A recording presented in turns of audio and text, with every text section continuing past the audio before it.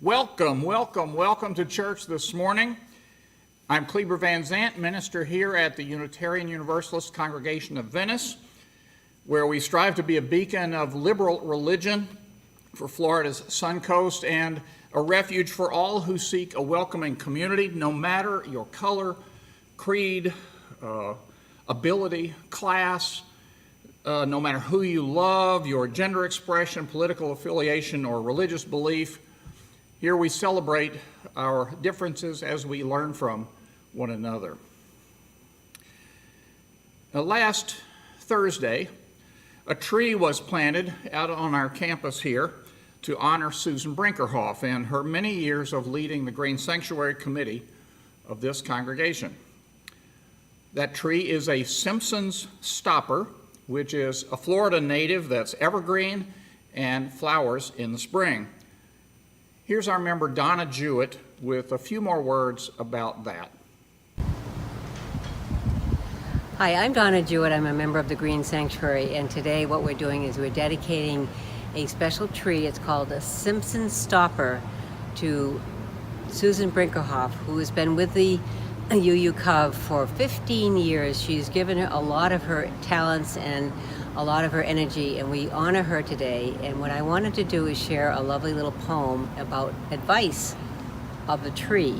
And this is called Advice from a Tree by Elian Shamir. Dear friend, stand tall and proud. Sink your roots deeply into the earth. Reflect the light of a greater source. Think long term. Go out on a limb. And remember your place among all living beings. Embrace with joy the changing seasons, for each yields its own abundance, the energy and the birth of spring, the growth and the contentment of summer, the wisdom to let go of the leaves in the fall, and the rest and renewal of quiet winter. Feel the wind and the sun, the delight in their presence. Look up at the moon that shines down upon you, and the mystery of the stars at night. Seek nourishment from the good things in life, simple pleasures, earth, fresh light. Be content with your natural beauty.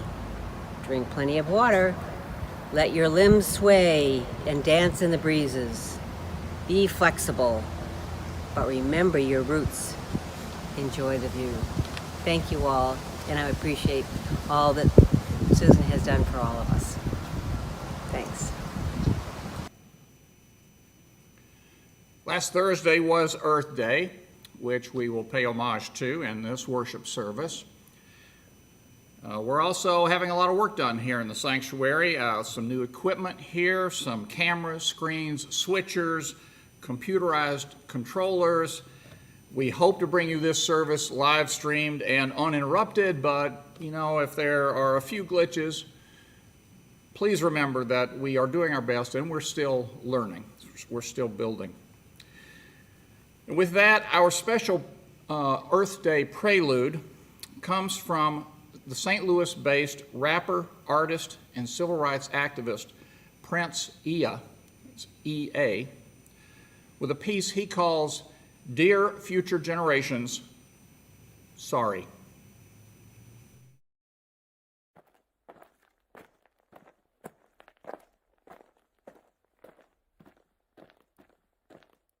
Dear future generations, I think I speak for the rest of us when I say, sorry.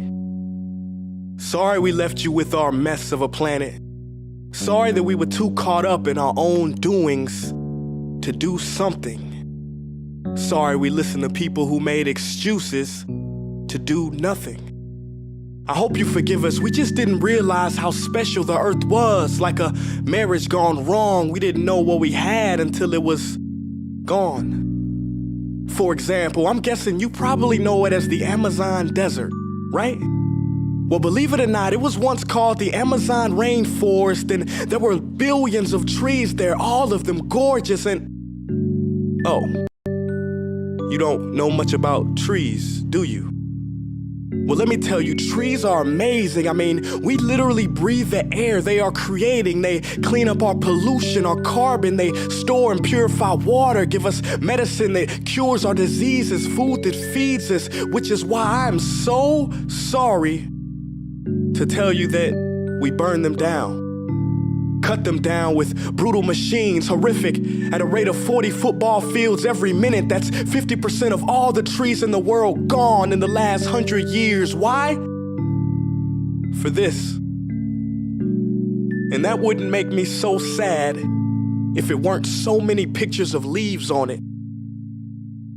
You know, when I was a child, I read how the Native Americans had such consideration for the planet that they felt responsible for how they left the land for the next 7 generations.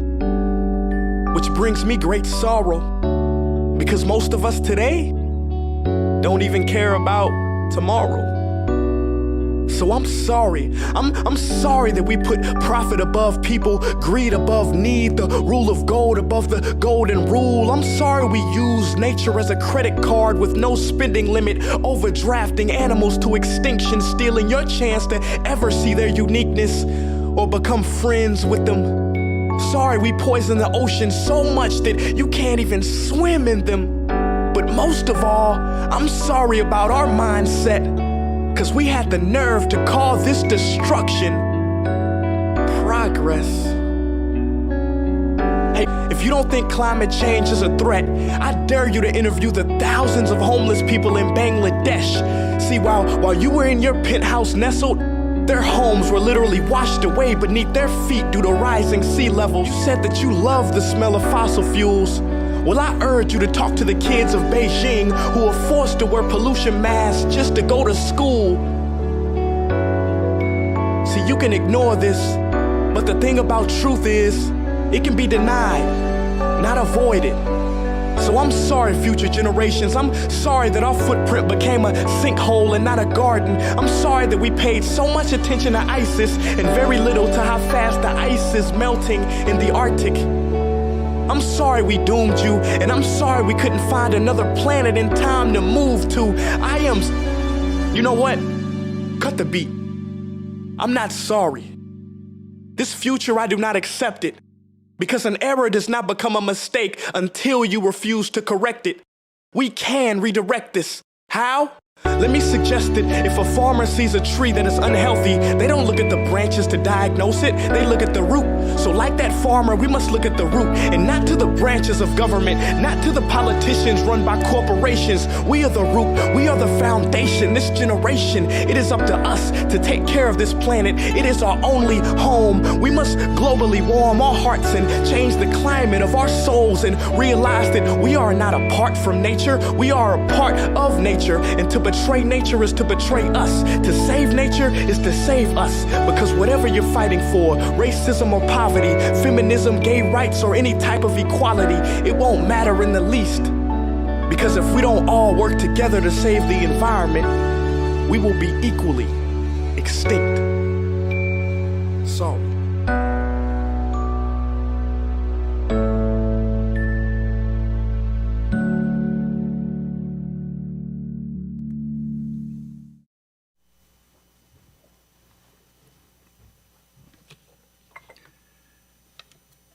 Our call to worship this morning is a poem by Leslie Lemons. Lying down on the forest floor on a crisp, cool day, I gazed upward toward the sky, beyond leaves gently, rhythmically falling from trees, warmed by the afternoon sun sending sparkling shafts of light to kiss my face. I feel very, very small, like an infant, wide-eyed looking up to the sky, waiting to be greeted and comforted by my loving parent, Mother Earth. The light, the sky, the trees, the leaves, the musty earth scent, all speaking to me, all comfort me as I drift peacefully off to sleep.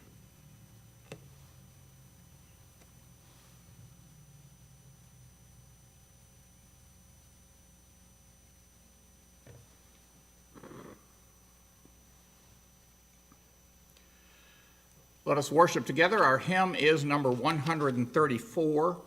Our World is One World, verses 1 and 4.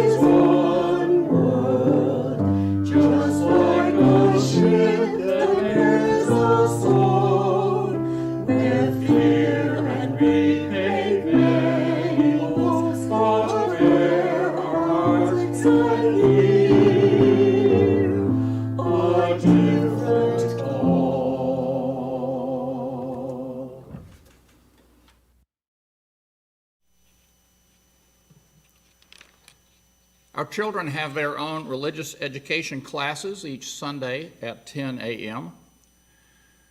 Login information can be found on our website at uucov.org or on our Facebook page. Our story for all ages this morning is called Listen to the Wombat.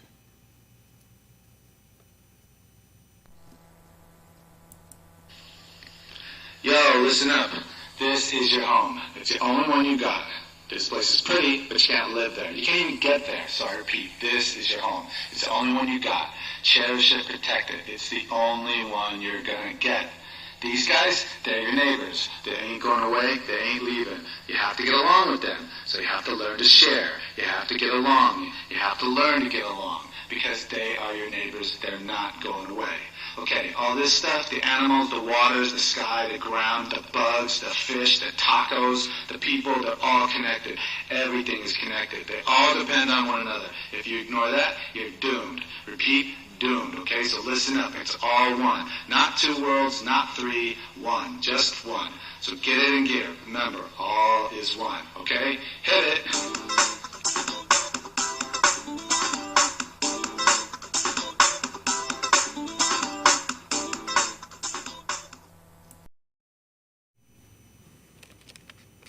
Let's join together in a spirit of prayer and meditation that will begin this morning with a reading from scientist and author Neil deGrasse Tyson.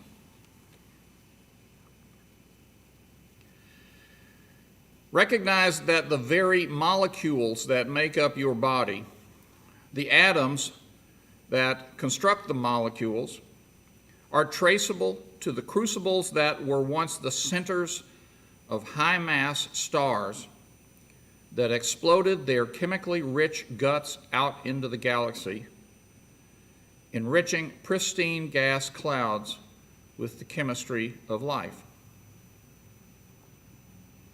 So we are all connected to each other biologically, to the earth chemically, and to the rest of the universe atomically. That's kind of cool. That makes me smile, and I actually feel quite large at the end of that. It's not that we are better than the universe. It's that we're part of the universe. It's that we are in the universe, and the universe is in us.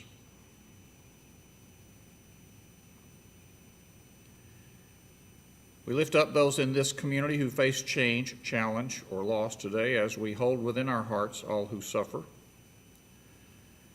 And now we pray each in our own ways into the silence.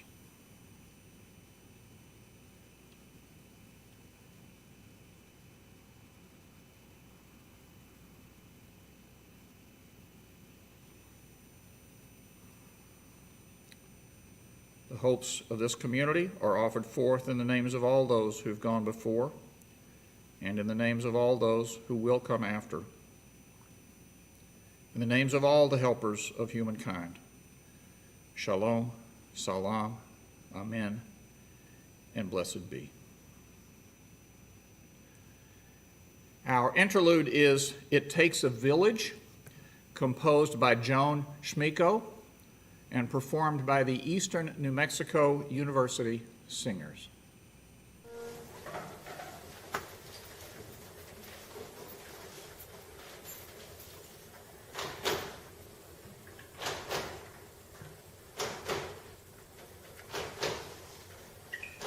It takes a whole village to raise our children. It takes a whole village to raise one child.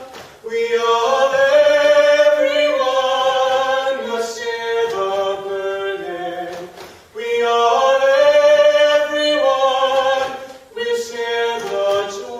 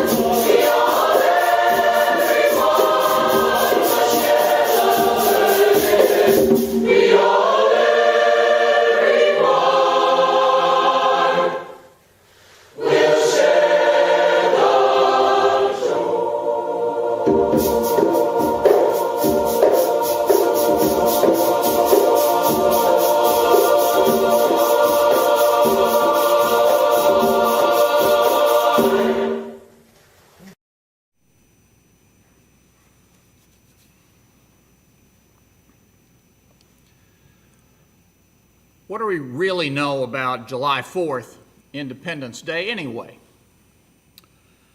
It was July 2nd, 1776, when the Continental Congress voted for independence from Britain. They didn't actually sign the Declaration of Independence until August 2nd. So then what happened on July 4th, 1776 to make it such a big deal? The Congress approved some language for the Declaration. It's about all.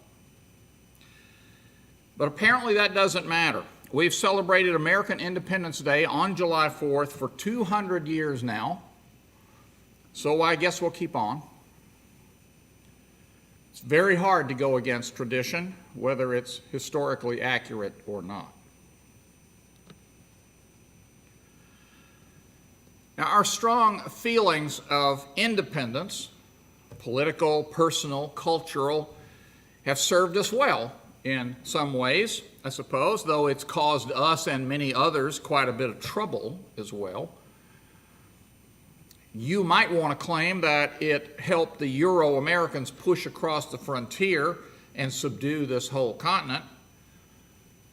Of course, whether that's good or bad depends on your perspective.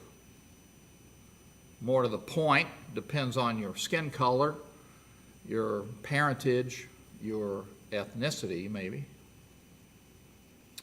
And in our own private lives, we do our best to maintain a sense of personal independence as long as possible. It's natural that sometimes in our lives, and increasingly so as we age, we find ourselves facing the reality of our dependence rather than feeling the full power of our independence. It's easy enough when we're young to deny that we depend on anything. Not parents, not friends, not society.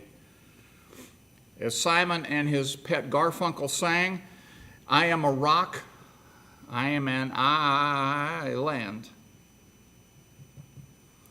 It's especially easy to deny that we are dependent on all those miraculous processes that keep us going, that we never have any control over whatsoever. I'm talking about those chemical and electrical and mechanical events that have to go just right inside of us, or we're faced with dire consequences. Those processes are so far out of our everyday awareness often that they're very easy to forget about. How often have you heard someone say, I'm a self-made person. I got where I am because of my intelligence, because of my hard work, my charm, my cunning. How often have you said that or thought that yourself? I've had that thought more than a few times myself. It's funny how you never hear anyone say, I got where I am because my synapses are more or less normal. Or, I owe it all to my stomach lining that works pretty much the way it's supposed to. Or, thank goodness for all these little potassium pumps in my cells that have made me who I am today. No, it's hard for us to admit our dependence on so many things that are so far outside our control, so many things we are dependent on for our very lives. Certainly there are ways in which we are independent and in which we exercise some personal choice and some initiative, and that's a good thing, really. I simply think that we may be best off when we can balance our need to feel independent and our recognition of just how dependent we actually are. But there's something much bigger than our private synapses out there on the horizon that's already impacting both our independence and our dependence. It may be risky, it may even be illegal, I don't know, to say these kinds of things in Florida, but I think it's becoming more and more clear all the time that climate change is a reality rather than a theory. Human activity-driven climate change, I mean. If you wanted to give the climate change deniers their due, I suppose you could say it's true that the human causes of climate change are still not actually a scientific certainty. I suppose it's true that not all scientists who study climate change agree. It's true that only a fraction of climate scientists agree that such catastrophic change is caused by human activity. Only a fraction of 98%.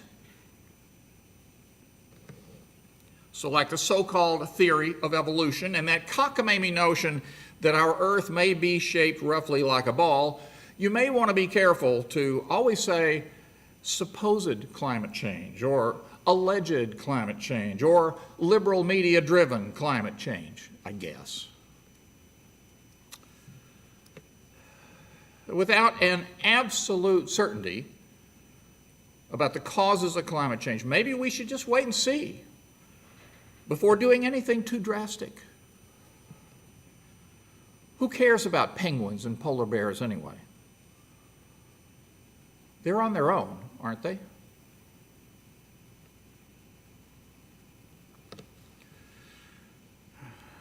Well, some of our international leaders care. This week, the White House hosted a summit of world leaders on Zoom to discuss climate policy. President Biden announced that the United States is committing to reducing our greenhouse gas emissions by 51% by the year 2030. Good news, but in our politically fractured era, such a thing is really more a suggestion than something that could be enacted into actual law. The EU at that summit said it wants Europe to become the first climate neutral continent by 2050, and has reached agreement with its member nations to move in that direction. So we've got that going for us. And then Boris Johnson said that for the recently Brexited UK, his country would focus on jobs rather than engaging in, quote, an expensive, politically correct green act of bunny hugging. To which the young climate activist Greta Thunberg responded by changing her Twitter bio to simply bunny hugger. Now, all this is to say that on this Earth Day, our one huge factor in the climate change equation is big government and how national and international climate policy is implemented and enforced. The other factor, though, is the political pressure applied by influencers like Ms. Thunberg and her ilk, and the heightened awareness they can bring to individuals like us in small communities like ours around the world, which can then build into global movements that political leaders might find it increasingly difficult to ignore. So sure, recycle more, drive less, do whatever you do, but whatever you do, vote.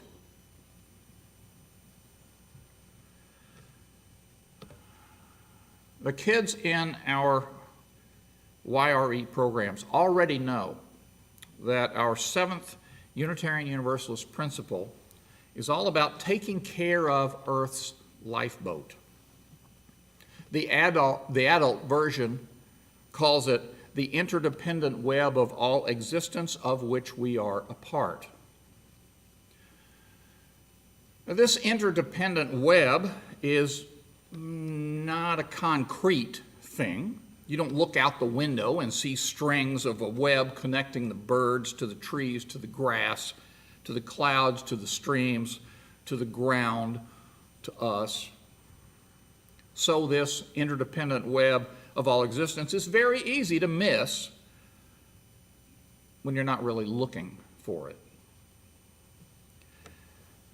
Now that means that if I'm stuck in that independent American mode, then it would be easy for me to believe that I can dump as much toxic waste on my property as I want, and I would never need to think about what I'm doing to your property next door, or to the neighbors downstream, or to the children who haven't even been born yet. If I'm thinking only about being independent, then I can burn as much coal in my factories as I want.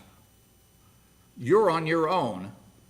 If for some reason you and your family have to breathe the air while my particulates are hanging around a little while, Or if you're trying to grow if you're trying to grow crops 2 states away and my emissions are changing the acidity of the rain in your vicinity,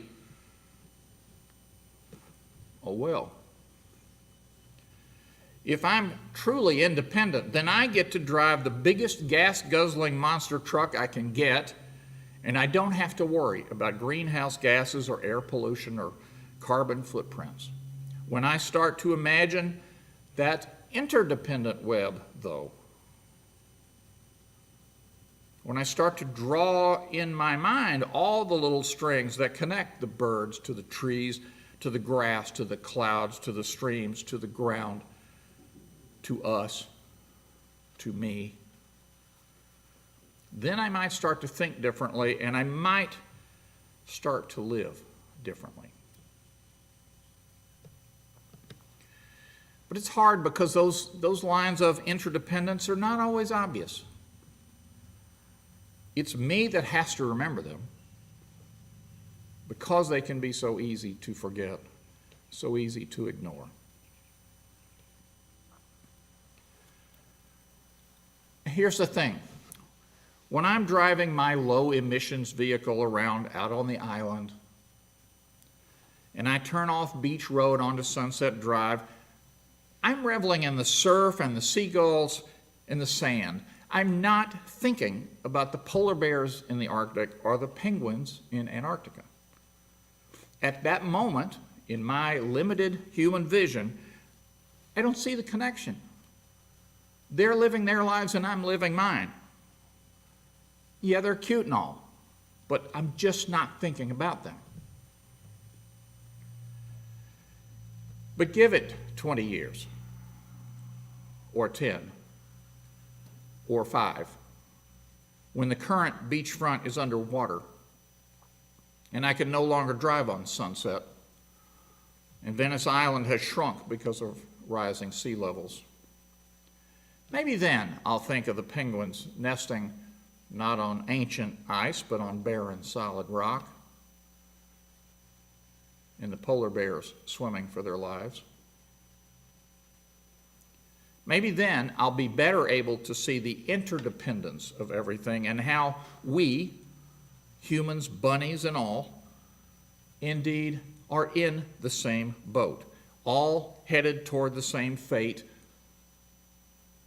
unless we can begin to act more out of love and compassion than out of denial and neglect. Acting more interdependent than independent. At the climate summit this week, Greta Thunberg had some advice for politicians who are about my age, who've been dragging their feet on implementing climate policy. You get away with it now, she said, but sooner or later, people are going to realize what you've been doing all this time.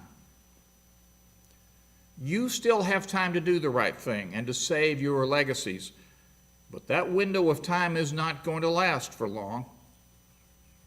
What happens then? We, the young people, are the ones who are going to write about you in the history books. We are the ones who get to decide how you will be remembered. So my advice for you is to choose wisely.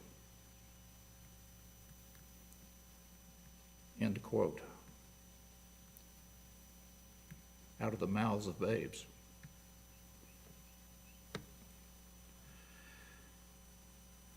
We need to live as if the penguins and the polar bears and the bunnies and ourselves are actually passengers on the same voyage, in the same lifeboat, on the same small earth.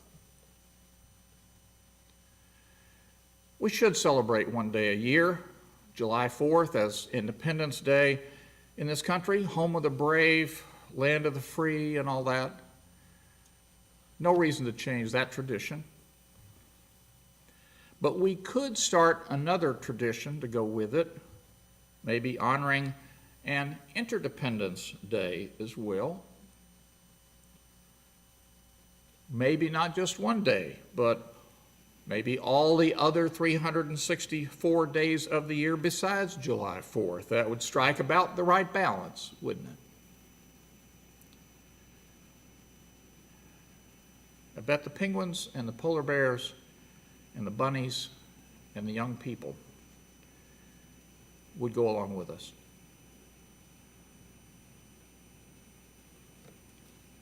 So may it be. Our hymn is number 301, Touch the Earth, Reach the Sky, verses 1 and 3.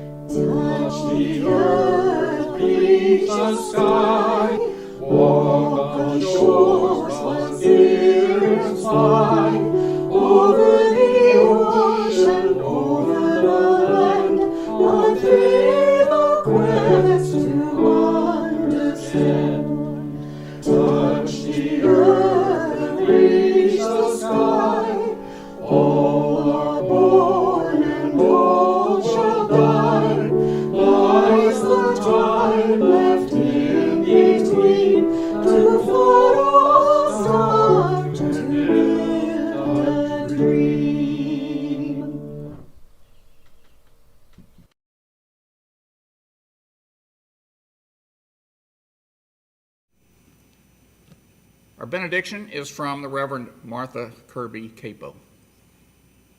Our time together is finished, but our work is not done. May our spirits be renewed and our resolve strengthened to meet the challenges of the week to come. Go in peace, walk softly on your paths, and may the light of love shine on you all your days.